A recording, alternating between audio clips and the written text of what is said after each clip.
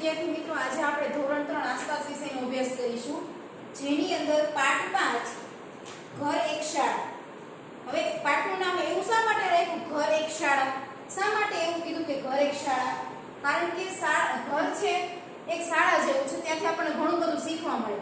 તમે સ્કૂલે આવો છો તો તમને ઘણું બધું સ્કૂલેથી શીખવા મળે છે ને, એવી રીતે ઘરની અંદરથી પણ આપણને ઘણું બધું શીખવા મળે છે. શરૂઆત જ શીખવાની ઘરથી થાય છે. બાળકને શીખવાની શરૂઆત જ ઘરથી થાય છે, એટલા માટે ઘર એક શાળા એવું કીધું છે પાઠમાં. આ પાઠની અંદર આજે આપણે ઘર વિશે અને શાળા વિશે શીખવાનું છે. જોઈએ તેમાં શું કીધું છે. આપણું ઘર આપણી પ્રથમ શાળા છે. ઘરના સભ્યો આપણું કુટુંબ છે. આપણું ઘર એ જ આપણી પ્રથમ શાળા છે, કારણ કે આપણને ઘરમાંથી જ ઘણું બધું પહેલા શીખવા મળે છે. શાળા એ તો આપણે પછી જાય છે. ઘરના સભ્યો એ આપણું કુટુંબ છે. આપણે કુટુંબમાંથી ઘણી બધી વસ્તુઓ શીખીએ છીએ. કુટુંબમાંથી આપણે ઘણી બધી વસ્તુઓ, હસતા, ચાલતા, બોલતા, ખાતા, પીતા, આવી ઘણી બધી વસ્તુઓ આપણે કુટુંબમાંથી શીખીએ છીએ. આપણે બીજી ક્યાંયથી શીખીએ ત્યાં કરતાં વધુ કુટુંબમાંથી શીખીએ છીએ. બહારથી શીખવા મળે એના કરતાં વધારે આપણને ક્યાંથી શીખવા મળે? આપણા કુટુંબમાંથી. આપણા ઘરના કુટુંબના સભ્યો પાસેથી આપણને વધારે શીખવા મળે છે. એટલે જ આપણે કુટુંબથી વધુ નજીક હોઈએ છીએ. એટલા માટે જ આપણે કુટુંબથી વધારે નજીક છીએ, કારણ કે આપણા કુટુંબના પરિવાર સાથે આપણે આખો દિવસ રહેતા હોય, એકબીજા પાસેથી કંઈક ને કંઈક શીખતા હોય, એટલે સૌથી વધારે આપણે આપણા કુટુંબથી નજીક છીએ. ચાલો આપણે કુટુંબ વિશે વિચારીએ અને તેના વિશે વાતો કરીએ. કુટુંબ વિશે વિચારવાનું અને તેના વિશે વાતો કરવાની છે. શું વાતો કરવાની છે? નીચે તમને બોક્સ આપ્યું છે. કુટુંબના સભ્યો સાથેનો એક ફોટો ચોંટાડો અથવા દોરો. તમારો ફૂલ ફેમિલી ફોટો હોય તો ચોંટાડવાનો અથવા દોરવાનો, કે મમ્મી, પપ્પા, દાદા, દાદી, ભાઈ, બહેનનો એક સમૂહમાં બેઠો હોય એવો ફોટો, કે ઊભા હોય એવો ફોટો. પછી બાજુના પેજ ઉપર પાના નંબર 33 ઉપર શું કીધું છે? તમારા કુટુંબમાં કોણ કોણ છે તેઓના નામ અને એમનો સંબંધ લખો. તમારા કુટુંબમાં કેટલા સભ્યો છે એ બધાના નામ લખવાના અને એનો સંબંધ તમારી સાથે શું છે એ તમારે લખવાનું. દાખલા તરીકે હું લખું છું અહીંયા નામ, તમારે પણ લખવાનું છે સરસ અક્ષરે. હું અહીંયા લખું છું અમૃતલાલ. તો અમૃતલાલ મારા શું થાય છે? તો કે દાદા. પછી પુષ્પાબહેન.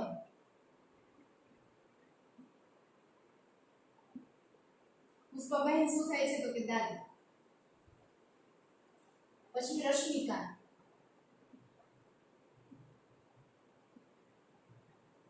શું થાય છે? તો કે પિતા. પછી સોનલ બહેન.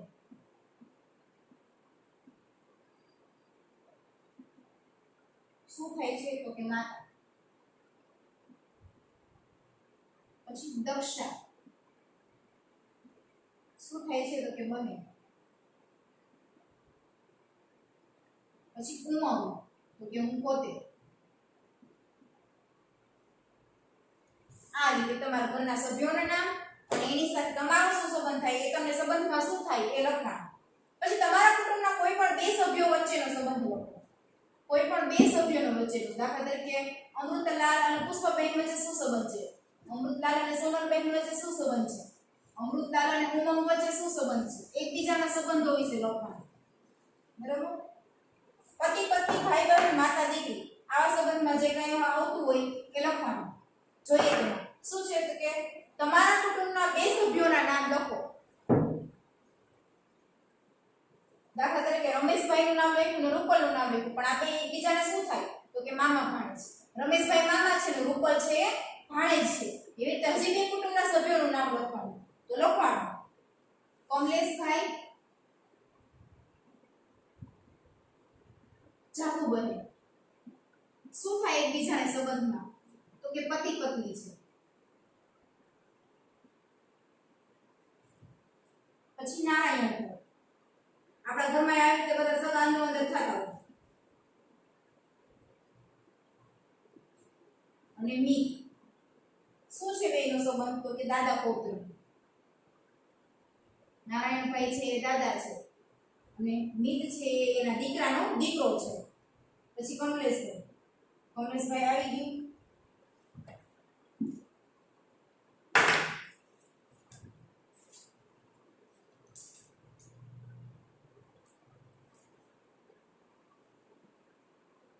ફરીથી કમલેશભાઈ લખવાનું.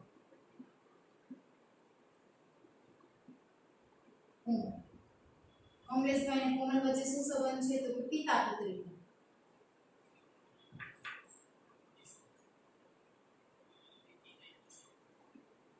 કમલેશભાઈ છે પિતા છે, કોમલ એની દીકરી છે.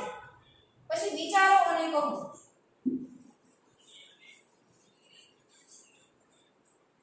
તમારું લાડકવાયું નામ શું છે? હવે આપણા ઘરમાં આપણું કઈ ને કઈ ગુલામનું નામ હોય જ, બરોબર? ગુડ્ડી કે ચકી કે કઈ પણ જેવું નામ પાડતા હોય કઈક ને કઈક અલગ કાનો કે અલગ અલગ નામથી બોલાવતા હોય ઘરે. સ્કૂલમાં કઈક બીજું નામ હોય, ઘરે કઈક બીજું નામ હોય, એને આપણે કઈ લાડકવાયું નામ. પછી કુટુંબના સભ્યો લાડથી તમને શું કહે છે? પ્રેમથી આપણને કઈક બીજા નામથી બોલાવતા હોય. તમે તમારા કુટુંબના સભ્યોને કેવી રીતે બોલાવો છો? આપણાથી મોટા વડીલો હોય, બા હોય, દાદા હોય, મમ્મી પપ્પા હોય, તો એને આદર અને માનથી બોલાવવાના હોય, બરોબર? નાના બાળકોને આપણે વાલથી બોલાવીએ. પછી પાછળ પાના પર આવેલા ચિત્રને સાવચેતીપૂર્વક જુઓ. ચિત્રમાં બે વ્યક્તિઓ સરખા જેવી દેખાય છે. હવે પાના નંબર 34 ઉપર જુઓ, તમને એક ચિત્ર આપેલું છે ફેમિલીનું છે. એ ફેમિલીના ચિત્રમાં જુઓ, કોઈ પણ બે વ્યક્તિ તમને સરખા દેખાતા હશે. આંખ, નાક, કાન, હોઠ, વાળ. તમને આ પાંચમાંથી કોઈ એવું લાગે છે બે વ્યક્તિ કે જેની અમુક વસ્તુઓ સરખી હોય? તો કે હા, આ છોકરી અને એના પપ્પા. એનું નાક જોવો, એની આંખ જોવો, એના વાળ જોવો, સેમ ટુ સેમ છે. શું તમારી અને તમારા કુટુંબના કોઈ સભ્ય વચ્ચે વાત કરવામાં, ચાલવામાં, હસવામાં અથવા દેખાવની રીતે સમાનતા છે? કોની સાથે અને કેવી રીતે છે? હવે આપણા કુટુંબમાં એવું હોય કે કોઈ છે, દાખલા તરીકે નાનો ભાઈ હોય તો એ પપ્પા જેવો થયો. આપણે કુટુંબમાં કોક ને કોક સભ્ય જેવા તો હોય જ. કોઈ મમ્મી જેવું થયું હોય, કોઈ બા જેવું થયું હોય, કોઈ દાદા જેવું થયું હોય. આપણે ઘણીવાર એમ કહેતા હોય આ તો અસર એના દાદાની જેમ જ વાત કરે છે, આ તો સેમ ટુ સેમ એના પપ્પાની જેમ જ ચાલે છે. એકબીજાના ગુણ આવ્યા હોય, શીખે કાતો મમ્મી પપ્પાનું જોઈને. તો દાખલા તરીકે હસવાની રીતમાં કોઈ સરખું હોય, કોઈ બોલવાની રીતમાં સરખું હોય, કોઈ ચાલવાની રીતમાં સરખું હોય. તેમાં જોઈએ નીચે આપણે, તો આપણે લખવાનું તમે કઈ કઈ બાબતમાં સમાનતા ધરાવે છે તમારા કુટુંબના સભ્યો? તો કે પપ્પા સાથે ચાલવામાં, પપ્પા સાથે ચાલવામાં પપ્પા જેવું છું. ચાલવાની રીતમાં પપ્પા જેવું સરખું છું. પછી પપ્પા દાદા સાથે, પપ્પાની દાદા સાથે હસવાનું. પપ્પા અને દાદા હસવામાં એક સરખા છે. પછી બહેન મમ્મી સાથે દેખાવ, બહેનની મમ્મી સાથે દેખાવ. બહેન છે મમ્મી જેવી દેખાય છે, દેખાવમાં સમાન છે. પછી બહેન પપ્પા સાથે વાત કરવાનું, બહેન પપ્પા સાથે વાત કરવાનું. આવી સમાનતાઓ હોય છે. દરેકની સમાનતા હોય જ એવું જરૂરી નથી. ચાલો હવે સલમાનના કુટુંબ વિશે જાણીએ. સલમાનના કુટુંબના વડીલ સભ્યો ધોબીનું કામ કરે છે. હવે એક પરિવારની વાત કરેલી છે, સલમાનના પરિવાર, બરોબર ને? સલમાનના પરિવારના સભ્યો શું કામ કરે છે? ધોબી કામ કરે છે. ધોબી શું કામ કરે? કપડા ધોવાનું અને ઇસ્ત્રી કરી આપવાનું. તો જોઈએ તેમાં અહીંયા તમને ચિત્ર આપ્યું છે સલમાનના કુટુંબનું. જો ધોબી કામ કરે છે. કુટુંબના સભ્યો કપડા ધોવામાં, સૂકવવામાં અને ઇસ્ત્રી કરવામાં એકબીજાને મદદ કરે છે. કુટુંબના સભ્યો, દરેક સભ્યો એકબીજાને મદદ કરે છે. એવું નહીં કે તારે કપડા ધોવાનું તારે જ ધોવાના, હું તને મદદ નહીં કરું. એક વ્યક્તિને ઇસ્ત્રી કરવાની ઇસ્ત્રી જ કરવાની, હું એમાં મદદ નહીં કરું, એવું નથી. એ લોકો બધા એકબીજાને મદદ કરે છે આ કામમાં. સલમાન અને તેના કુટુંબી રફીક પણ સલમાનના કુટુંબ દ્વારા થતું આ કામ શીખે છે. સલમાન પોતે પણ શીખે છે અને કુટુંબના લોકો પાસેથી, સલમાન નાનો છે અને એના કુટુંબના જે સભ્યો કપડા ધોવાનું, ધોબી કામ કરે છે, એ બધું સલમાન પણ શીખે છે. અને એનો પિતરાઈ ભાઈ એટલે કાકા બાપાનો દીકરો રફીક, એ પણ આ કામ, એનું કુટુંબ પણ આ સલમાનના કુટુંબ પાસેથી પણ ધોબી કામ શીખે છે. પછી યાદ કરો અને લખો. શું આપણું કુટુંબ પણ કોઈ કામ સાથે જોડાયેલું છે? જો હા, તો શું તમારો પરિવાર કોઈ કામ સાથે જોડાયેલો છે? તો એ લખવાનું કયા કયા કામ સાથે જોડાયેલો છે. તો તેમાં આપણે લખીશું હા અલ્પવિરામ મારા પપ્પા ખેતી કરે છે. મારા પપ્પા ખેતી કરે છે અને મારી મમ્મી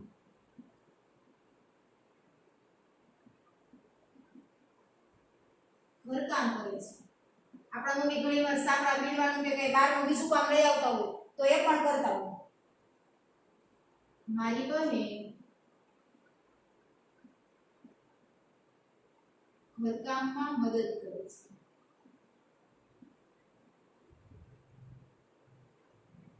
આપણી પણ ફરજ છે કે આપણે પણ જ્યારે ફ્રી હોય ત્યારે ઘરકામમાં મદદ કરાવો. તમે ઘરમાં કયા કયા કામમાં મદદ કરો છો તો લખવાનું ઘરમાં હું મમ્મીને સફાઈ કામમાં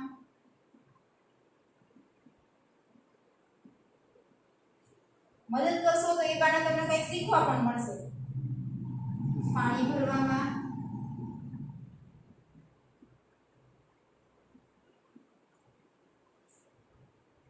દાદા દાદીને મંદિરે લઈ જવામાં દાદા દાદીને મંદિરે લઈ જવામાં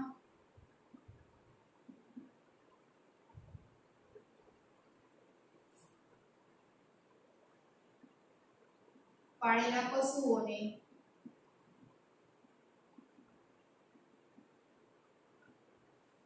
ઘાસ અને પાણી આપવામાં મદદ કરું છું.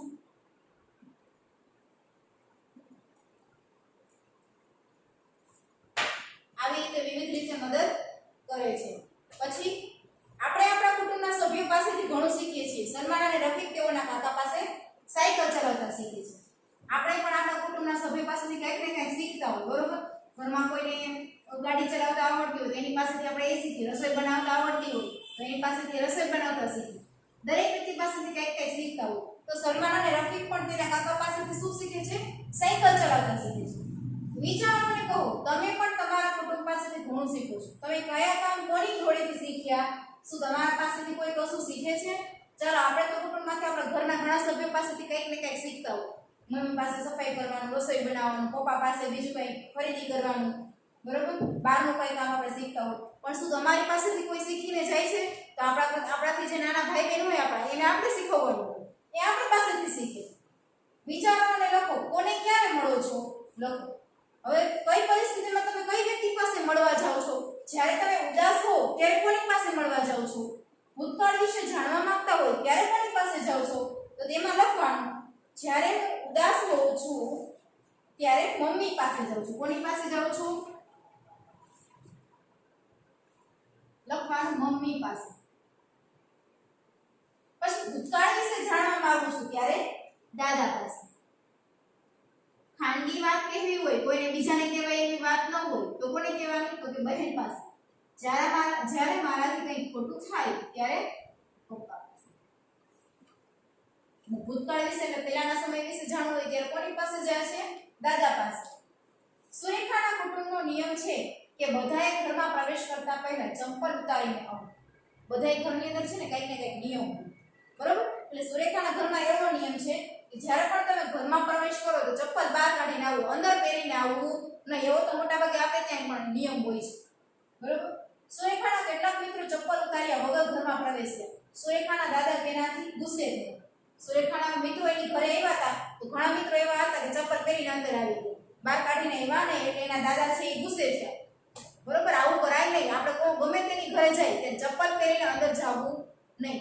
ચપ્પલ બહાર કાઢીને પછી જ અંદર જવું જોઈએ. શું તમારા ઘરમાં પણ કોઈ આવા નિયમો પાળવામાં આવે છે? તો કયા નિયમો? તો તેમાં લખવાનું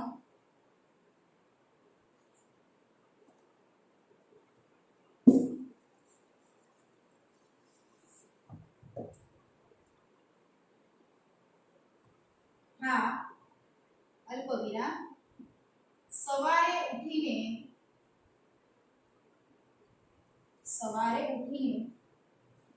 અમે ઘરના બધા જ સભ્યો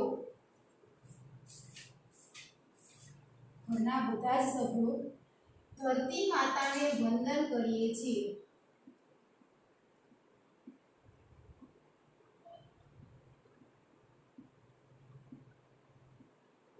ધરતી માતાને વંદન કરીએ છીએ અને વડીલોને પ્રણામ કરીએ છીએ.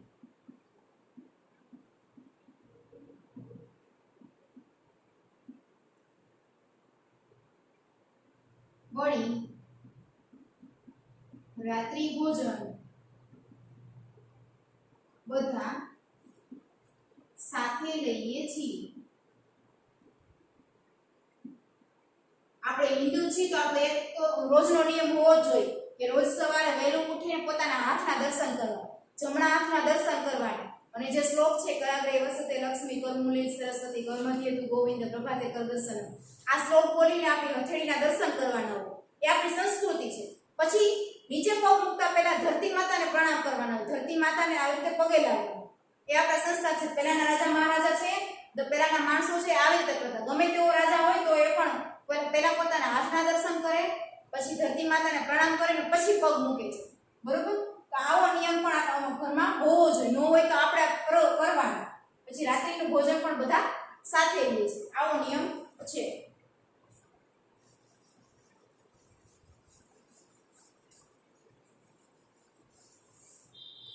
પછી શું છે? વિચારો અને કહો.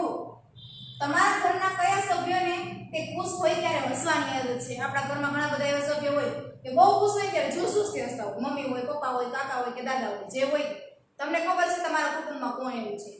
પછી તમે ખુશ હોય ત્યારે તમે શું કરો છો? આપણે જ્યારે તમે નાના છો ત્યારે તો તમે ખુશ હો અને તમે ઠેકડા મારો, ડાન્સ કરો ને ખૂબ મોજ મસ્તી કરો.